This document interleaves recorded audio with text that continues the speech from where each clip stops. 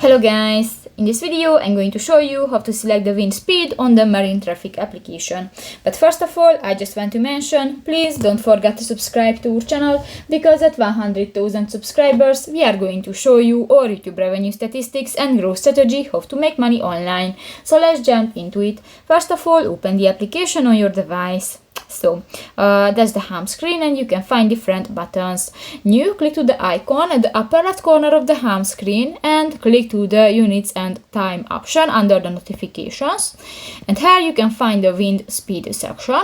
Actually you can find 5 options, for example the knots, the Beaufort, mph, kilometer per